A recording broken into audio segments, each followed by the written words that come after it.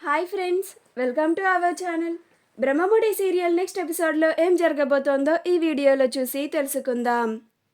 దుగ్గిరాల వారి ఇంటి నుంచి వెళ్ళిపోవడానికి సిద్ధపడ్డ దొంగ మాయ అసలేం జరిగింది అని తెలుసుకోవడానికి ఈ వీడియోని స్కిప్ చేయకుండా ఎండ్ వరకు చూసేయండి. కావ్య బయట నుంచి ఇంట్లోకి రాగానే హాల్లో ఉన్న చీరలన్నిటినీ చూసి ఆశ్చర్యపోతోంది. రేపు ముహూర్తం పెట్టించారు కనుక ఇవాళ చీరలు కొనడానికి ఇంటికి చీరలను తెప్పించారని ఆశ్చర్యపోయి అలానే చూస్తూ ఉంటుంది. అప్పుడు అపర్ణ మాయ పక్కన నుంచొని ఉంటే, మాయా అలా నుంచొని ఉంటావేంటి, నీకోసమే ఇవన్నీ తెప్పించాను, వచ్చి చీరలు సెలెక్ట్ చేసుకో అని అంటోంది. మాయ కావ్యని చూసి నవ్వుకుంటూ వెళుతుంది. అప్పుడు కావ్యకి కోపం వస్తుంది. ఆ తర్వాత ఇందిరాదేవి, ఏంటి కావ్య, ఎక్కడి నుంచి వస్తున్నావు అని అంటోంది. అప్పుడు కావ్య, చిన్న పని మీద బయటికి వెళ్ళి వస్తున్నాను అమ్మమ్మగారు అని అంటోంది. ధాన్యలక్ష్మి అనామికలు ఇద్దరూ అక్కడున్న చీరలన్నిటినీ తీసుకొని, అత్తయ్య నాకు ఈ చీర బాగుందా అని అనామిక అంటోంది. ధాన్యలక్ష్మి ఏమో, నాకు ఈ చీర బాగుందా అనామిక అని అంటోంది. అది చూసి ఇందిరాదేవి, మీ ఇద్దరికి సిగ్గుందా అసలు, ఆ చీరలు రేపు మాయకి రాజ్కి పెళ్లి జరిపించడానికి మాయ కోసం తెప్పించినవి, మీరెందుకని నాకు నాకు అని ఎగబడుతున్నారు, మరి అంత చీరలు లేకుండా కరువులో ఉన్నారా ఏంటి అని అంటుంది. అప్పుడు ధాన్యలక్ష్మి ఆ చీరని పక్కన పెట్టేస్తుంది. కానీ అనామిక మాత్రం చీరలని ఇంకా చూస్తూనే ఉంటుంది. అప్పుడు ధాన్యలక్ష్మి, పక్కన పెట్టు, ఇంకా వద్దు, మనం కావాలంటే బయటికి వెళ్ళి తర్వాత షాపింగ్ చేసుకుందాం అని అంటోంది. అపర్ణ మాయని చీరలు సెలెక్ట్ చేసుకోమంటే మాయ చీరలని చూస్తూ ఉంటుంది. వాటిలో నుంచి ఒక 2 చీరలని తీసుకుంటుంది. అప్పుడు అపర్ణ, ఈ 2ఏనా, ఇంకొక 4 తీసుకో అని చెప్తుంది. అప్పుడు మాయ ఇంకొక 4ని తీసుకుంటుంది. ఈలోగా రుద్రాణి లోపలికి వస్తుంది. అప్పుడు మాయ, రండి రుద్రాణి ఆంటీ, మీరు కూడా ఒక 4 చీరలను తీసుకోండి అని అంటుంది. అప్పుడు రుద్రాణి, నాకేం వద్దులే అని అంటుంది. నువ్వు తీసుకో, రేపు పెళ్ళి నీకే కదా అని అంటుంది. కావ్య అక్కడి నుంచి తన గదిలోకి వెళ్ళిపోతుంది. రాజ్ కావ్య కోసం ఎదురు చూస్తూ ఉంటాడు. కావ్య రాగానే రాజ్, ఏంటి కళావతి, ఇంతసేపు అయింది, ఇంతవరకు ఏం చేస్తున్నావు అని అంటాడు.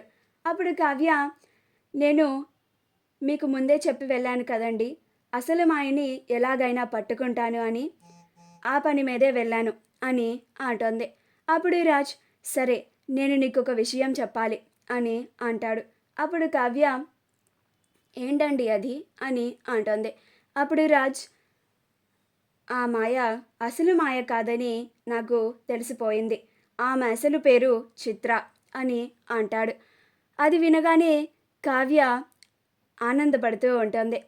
అప్పుడు రాజ్, ఆ అమ్మాయి మన ఇంటికి డబ్బు కోసమే వచ్చింది, డబ్బు కోసమే ఇదంతా చేస్తోంది, నాకు అసలు నిజమంతా తెలిసిపోయింది. వాళ్ళ నాన్న పేరు గణపతి, వాళ్ళ నాన్న కూడా ఈ అమ్మాయిలానే పెద్ద ఫ్రాడ్. వాడు పనిచేసే బ్యాంకులోనే 1 కోటి రూపాయలు దొంగతనం చేసి పోలీసులకి దొరకకుండా తిరుగుతూ ఉన్నాడు. ఒక అండర్ గ్రౌండ్లో బతుకుతున్నాడు. వాడి కోసం పోలీసులు సంవత్సరం నుంచి వెతుకుతూ ఉన్నారు. ఈ అమ్మాయి వాళ్ళ నాన్నని కాపాడడానికి డబ్బు కోసం మన ఇంటికి వచ్చి ఇలా నటిస్తుంది.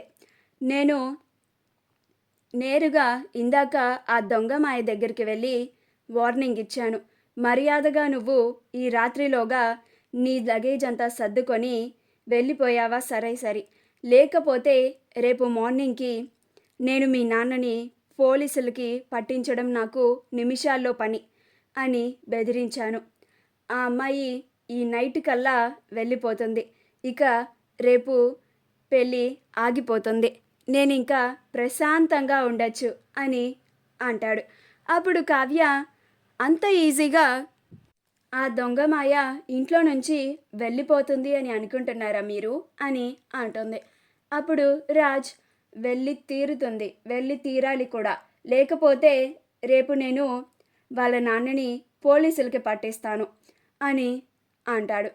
అప్పుడు కావ్య సరే చూద్దాం ఏమవుతుందో అని అంటుంది. కాసేపు ఆగిన తర్వాత రాజ్ని ఏడిపించడానికి సూట్ కేస్ సర్దుకొని వెళ్ళిపోతుందో, లేకపోతే మీ మీద ప్రేమతో ఇక్కడే ఉండిపోయి రేపు మిమ్మల్ని పెళ్లి చేసుకుంటుందో నాకెందుకు మధ్యలో అని అంటుంది. అప్పుడు రాజ్ కళావతి అని అరుస్తాడు. అప్పుడు కావ్య నిజమే కదండి, ఎంతైనా మీ మీద మనసుపడి వచ్చింది కదా అని అంటుంది. అప్పుడు రాజ్ నీకు చెప్పాను చూడు నా కర్మ అని తల బాదుకొని అక్కడి నుంచి వెళ్ళిపోతాడు. ఆ రోజు గడుస్తుంది. ఆ రోజు నైట్కి దొంగమాయ ఇంక ఏమీ చేయలేక, తనకు వేరే దారి లేక ఇంట్లో నుంచి వెళ్ళిపోవడానికి సిద్ధపడుతుంది. ఇక తన సూట్ కేసుని బయటికి తీసి తన బట్టలన్నిటినీ సూట్ కేసులో సర్దుకుంటూ ఉంటుంది. అప్పుడే రుద్రాని లోపలికి వస్తుంది. ఏంటి మాయా, ఎందుకని లగేజ్ని సర్దుతున్నావు అని అంటుంది. అప్పుడు ఆ దొంగ మాయ ఈ ఇంట్లో నుంచి వెళ్ళిపోతున్నాను అని అంటుంది. అప్పుడు రుద్రాని నువ్వు వెళ్ళిపోవడానికా నిన్ను తీసుకొచ్చింది నేను అని అంటుంది.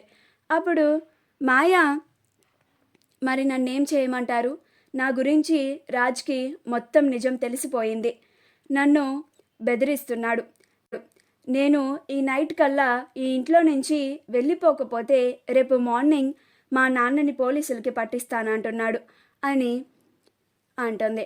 అప్పుడు రుద్రాని అది విని ఆశ్చర్యపోయి రాజ్ అలా అన్నాడా, అయినా అసలు ఈ విషయం రాజ్కి ఎలా తెలిసింది అని అంటుంది. అప్పుడు ఆ మాయ నాకు అదే అర్థం కావడం లేదాంటీ, నేను ఇప్పుడు ఏం చేయాలి అని అంటుంది. అప్పుడు రుద్రాని నేనున్నాను కదా ఆలోచిద్దాం అని అంటుంది. కాసేపు ఇద్దరు ఆలోచించిన తర్వాత రుద్రాని నువ్వు ఇంట్లో నుంచి బయటకు వెళ్ళనవసరం లేదు, రేపు నీకు రాజ్కి పెళ్ళి జరిగి తీరాల్సిందే, రాజ్ ఏమీ మీ నాన్నని పోలీసులకి పట్టించడు అని అంటుంది. అప్పుడు మాయ మరి నాకు అంత సీరియస్గా వార్నింగ్ ఇచ్చెళ్ళాడు కదా ఆంటీ అని అంటుంది. అప్పుడు రుద్రాని మీ నాన్నని పోలీసులకి పట్టిస్తానంటే నువ్వు ఈ ఇంట్లో అందరి ముందు అసలు నిజాన్ని బయట పెడతానని చెప్పు, అప్పుడు రాజ్ నిన్ను ఏమీ చేయడు అని అంటుంది.